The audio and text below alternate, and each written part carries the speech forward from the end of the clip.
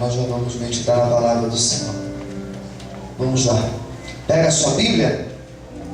Abra comigo no Evangelho segundo escreveu João, capítulo de número 13. Evangelho segundo escreveu João, capítulo 13. Temos aqui uma linda história. Uma linda história. Creio que o Senhor falará conosco. Quantos estão sedentos para ouvir Deus falar? Diga amém. Amém. Graças a Deus. Evangelho segundo escreveu João, capítulo 13, versículo de número 7. A palavra de Deus diz assim: respondeu Jesus e disse-lhe: o que eu faço, não o sabes tu agora, mas tu o saberás depois. Mais uma vez. Respondeu Jesus e disse-lhe: o que eu faço, não o sabes tu agora, mas tu saberás depois. Todos digam amém. Podemos orar os olhos? Senhor, meu Deus e meu Pai, eu quero orar nessa noite te pedindo para que o Senhor possa falar conosco, Senhor, através do Teu Espírito Santo, através da revelação da Tua Palavra. Venha falar conosco e nos abençoe em nome de Jesus. Todos digam amém? Amém. Você pode desocupar a sua mão e aplaudir o Senhor bem forte. Você pode glorificar o Senhor enquanto você aplaude.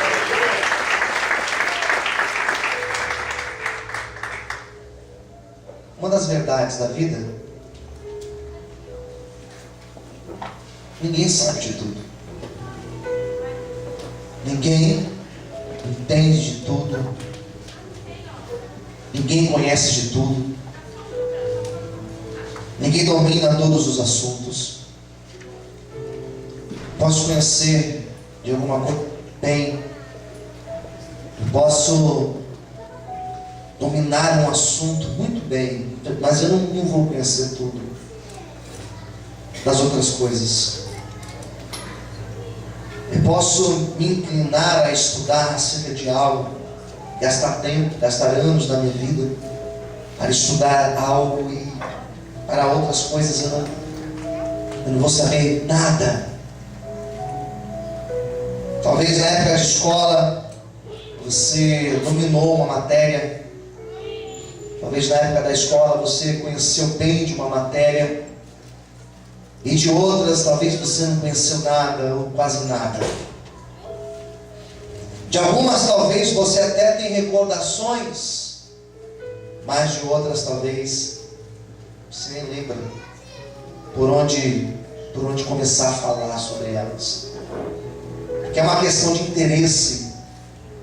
Para algumas coisas nós nos interessamos mais. Algumas pessoas têm mais facilidade para o raciocínio lógico, para cálculos de matemática. Algumas pessoas têm facilidade para falar de física, química. Outros tiveram mais facilidade para falar de história e não tiveram dificuldade para estudar disciplinas como história, como geografia e por aí vai.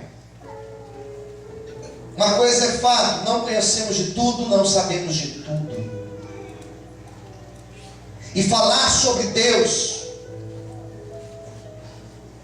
é uma das coisas mais difíceis de falar.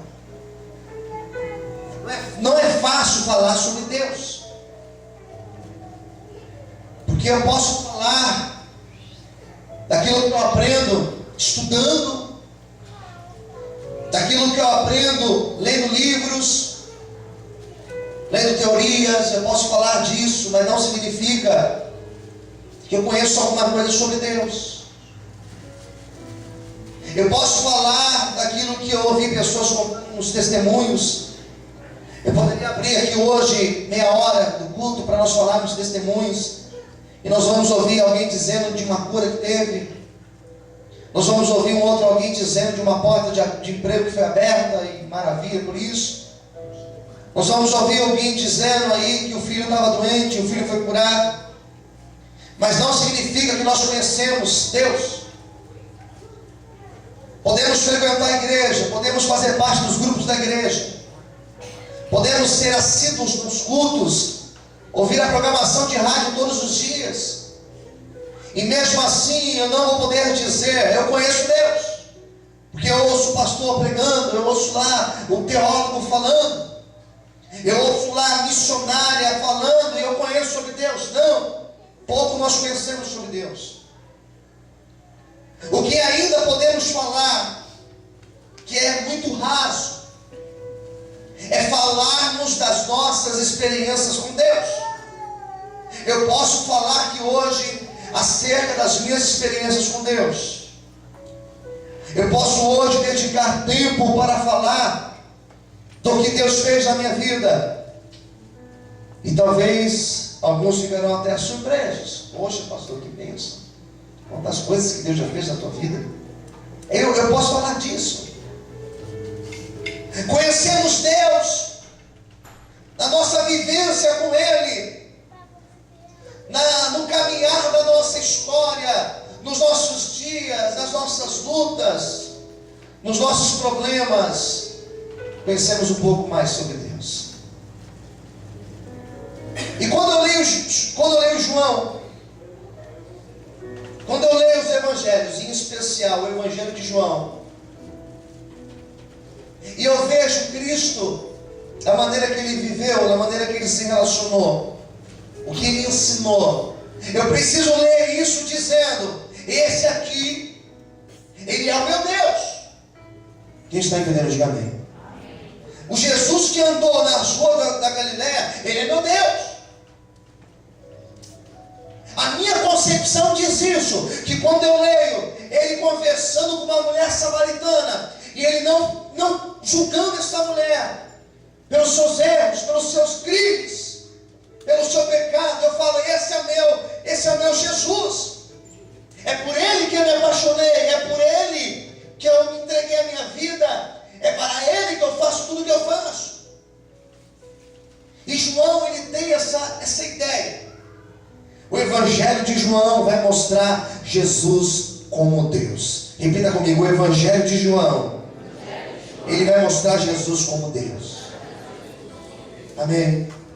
O Deus Criador, o Deus lá de Gênesis, Criador, o Deus que criou os céus e a terra, o Deus que conversou com Noé, o Deus que conversou com Abraão, o Deus que conversou com Isaac, o Deus que conversou com Jacó, esse Deus que esteve com José lá no Egito, esse Deus lá do Gênesis, esse Deus do Êxodo, esse Deus que se revelou lá nas páginas de Levíticos, nas páginas de Números, esse Deus que tirou o povo lá da terra da escravidão, quando eu leio o Deuteronômio, esse Deus teve com Josué e fez esse povo entrar na terra prometida, esse Deus que levantou os juízes, esse Deus que levantou os reis, esse Deus que levantou os profetas, esse Deus que se revelou durante todas as páginas do Antigo Testamento, esse Deus que esteve com o povo do livro do Gênesis até o livro de Malaquias, do profeta Malaquias. Esse mesmo Deus é o Deus que nasceu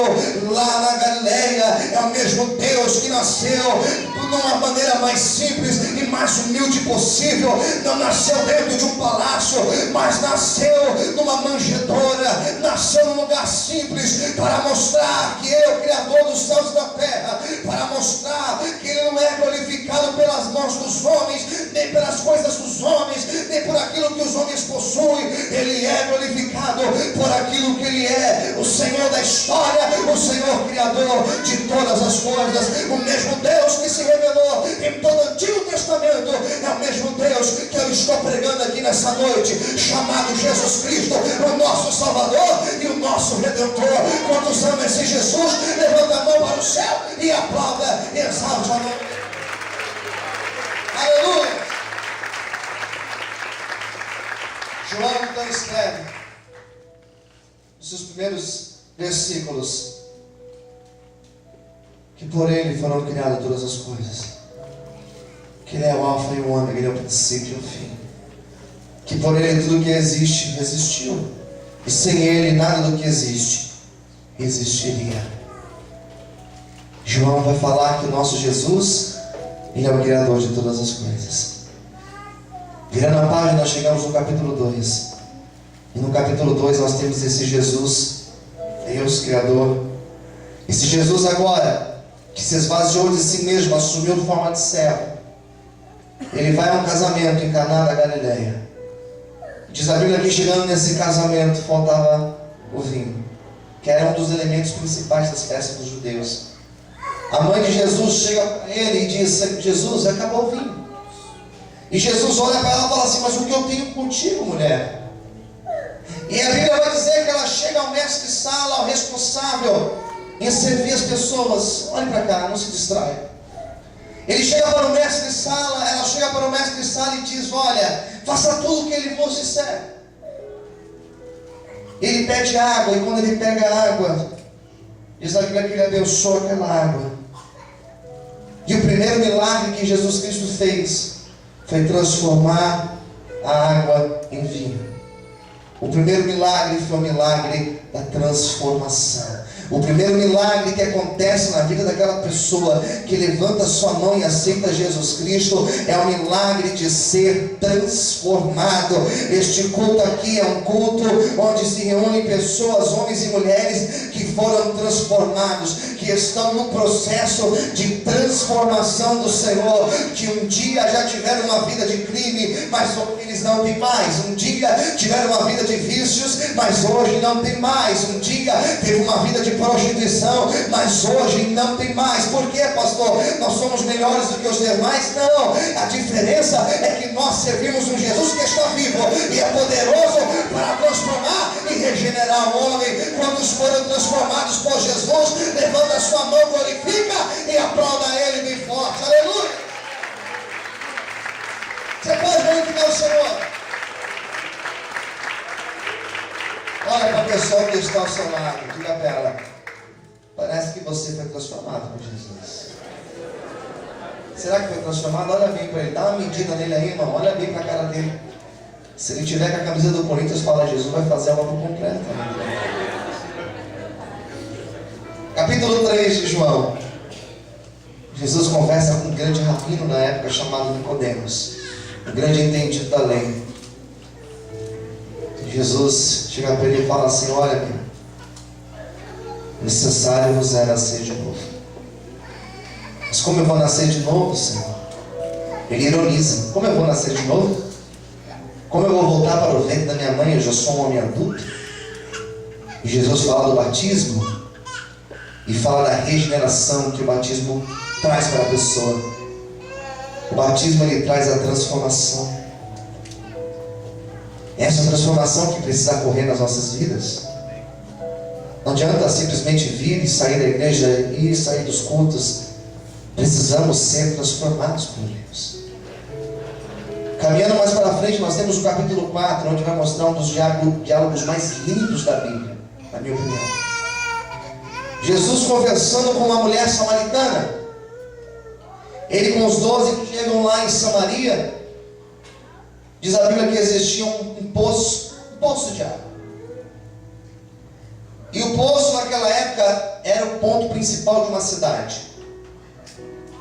Antigamente, alguma época atrás, eram as praças. A praça era o ponto central. Qual que é a praça principal de São Paulo? A praça da... Vocês não moram em São Paulo não, gente? Vocês moram em Campinas, por acaso? Qual que é a praça principal de São Paulo? A praça da... Sé. Praça da Sé. Praça da Sé. Porque as cidades, elas estavam ali ao redor das praças. Naquela época era ao redor do poço. Em Samaria tinha um poço chamado Poço de Jacó. Meio-dia, horário do almoço.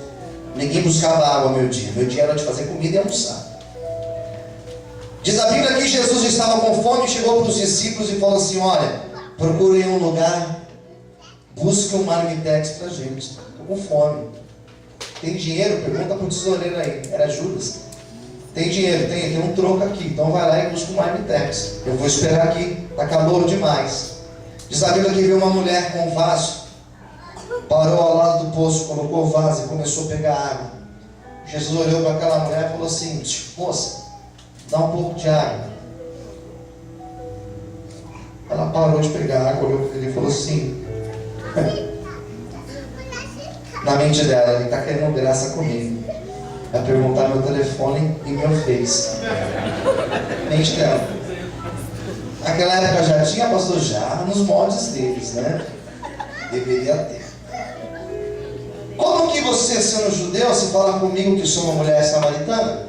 Daí, entre parênteses, assim, naquela época os judeus não davam com os samaritanos. Jesus falou assim: olha, se você soubesse quem está te pedindo água, você que me pediu água. Porque a água você vai tomar e você vai tornar a ter sede, mas se você beber da água que eu tenho, amiga.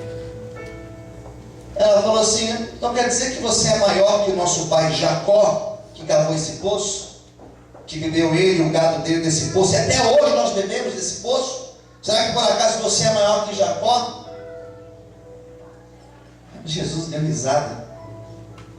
Maior que Jacó? A água que eu tenho é água viva. Onde que está o meu marido? Ela: que marido? Eu não tenho marido. Ele: disseste bem, você não tem marido. Você já teve 5, né? E nenhum deles era teu marido. E o que você tem agora também é teu marido. Ela abriu um olho desse tamanho e falou: contou a vida dela. Diga para o teu vizinho: Jesus sabe da nossa vida. E agora, gente? E agora? Agora eu vejo que tu és um profeta. E ela começou a perceber que Jesus verdadeiramente era um profeta.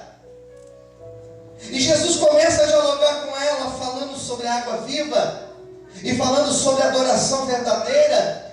E ela fala: Senhor, mas os nossos pais ensinaram que nós devemos ir no monte adorar, mas vocês judeus, vocês ensinam que é no templo. E agora, para onde que nós vamos adorar a Deus? E Jesus falou: se não importa se é no monte ou se é no templo, Deus, Ele habita no meio de um coração aberto, de um coração sincero. O importante é que você adore a Ele em espírito e em verdade. Não importa se é no monte ou se é no templo, onde estiver, adore Ele em espírito e em verdade. Você pode glorificar e exaltar a Ele. Ela largou o vaso e saiu pregando para toda a cidade, dizendo: eu achei um profeta, verdadeiramente eu achei um profeta. Ela se converteu naquele dia.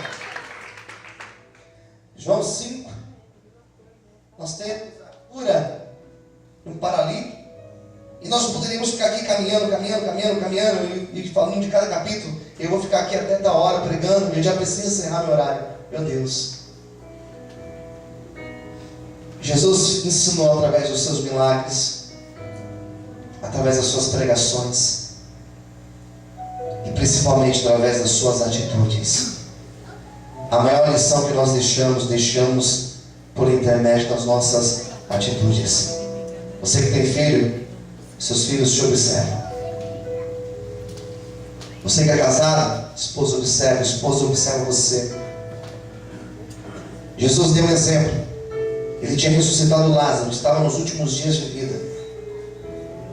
Ele falou assim: agora eu vou dar uma lição para os meus discípulos. Eles estavam reunidos.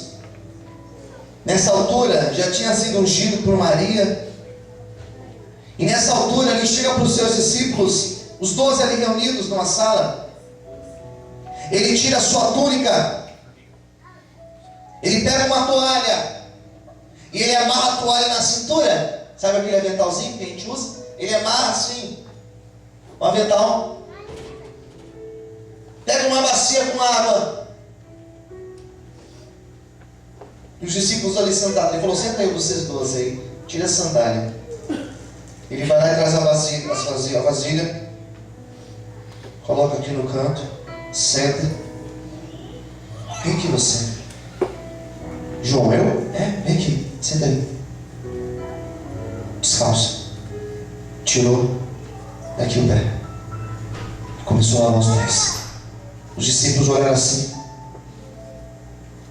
Tem alguma coisa errada, ele está ficando louco. Lavou o pé de João. Pegou a toalha. Secou o pé. Agora vai. Vem aqui você, outra aí. Tomé, eu? Você mesmo. Vem aqui, dá aqui o pé. Lavou os pés de Tomé. Chamou Pedro, Pedro vem aqui. Pedro disse, não, meu pé não, Senhor.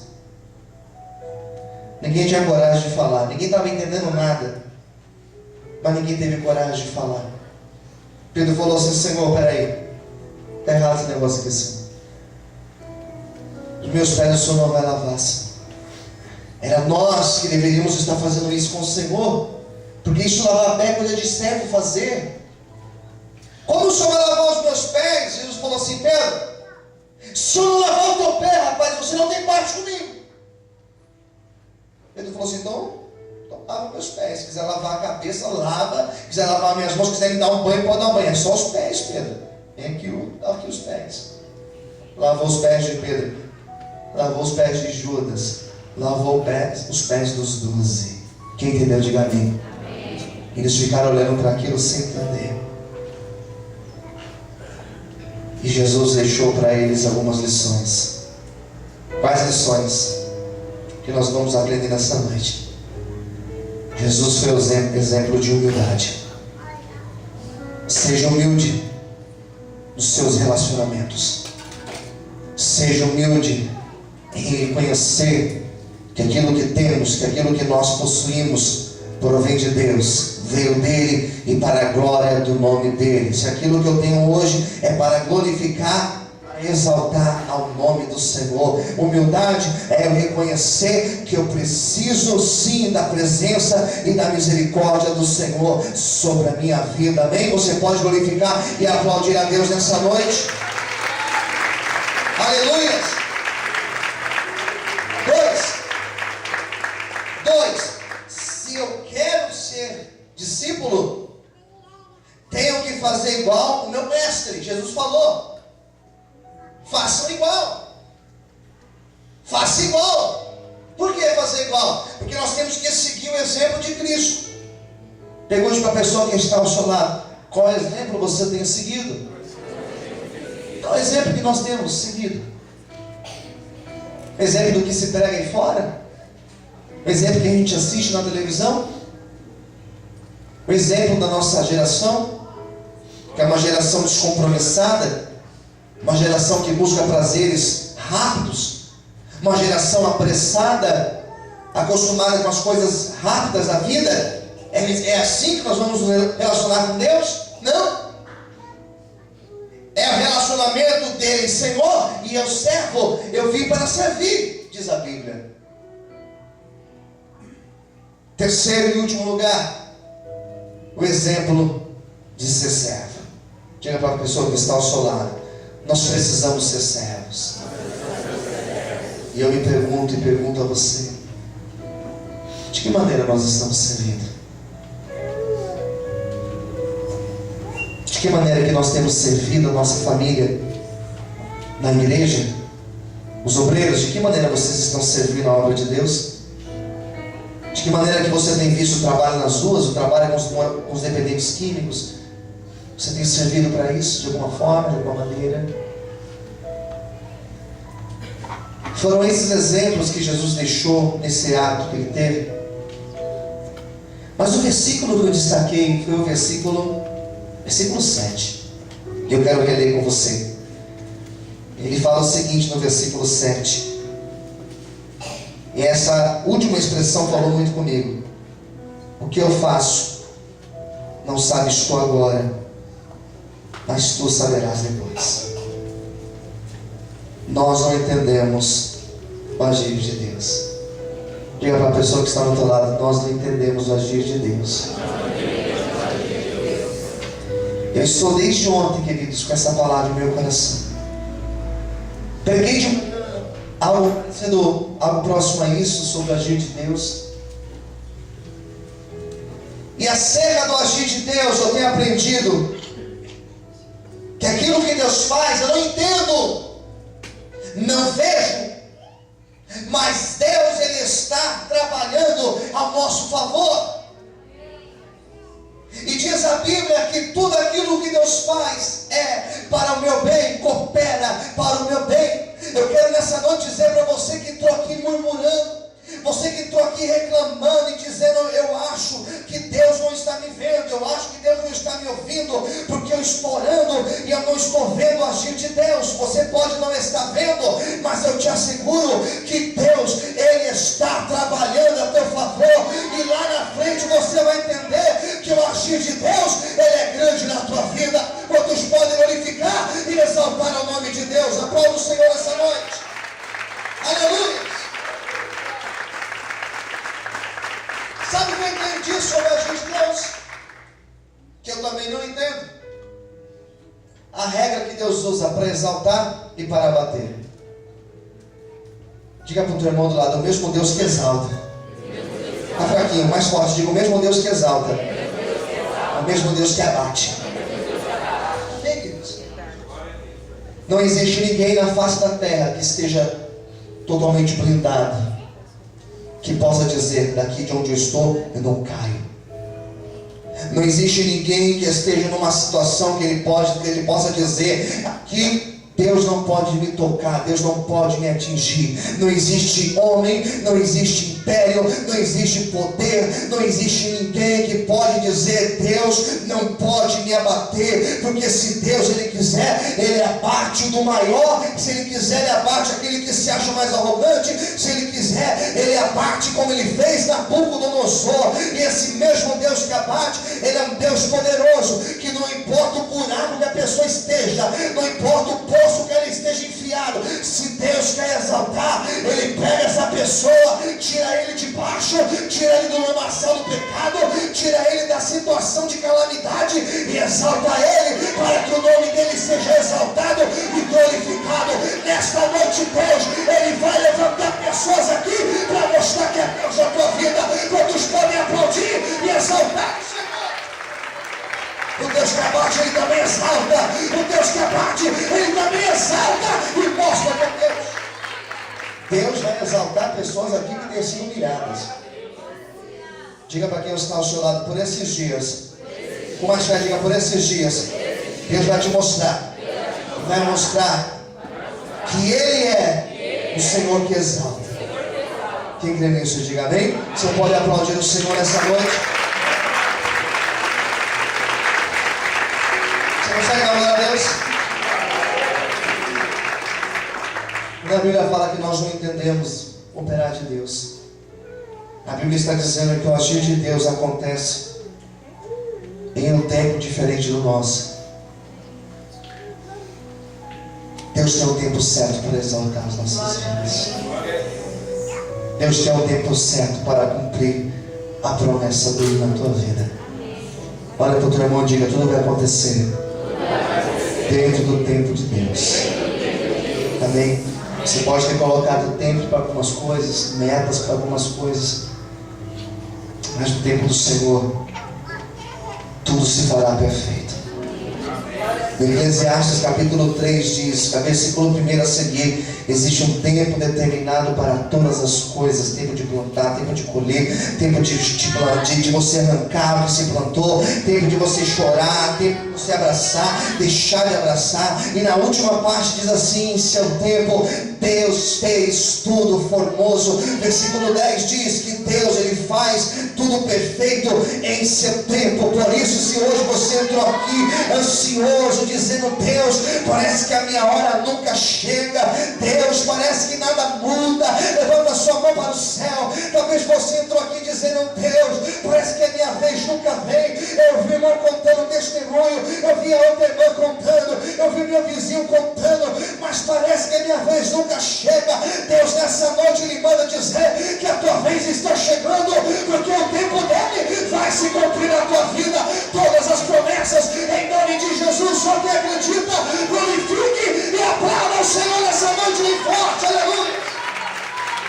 Aleluia. Aplauda o Senhor.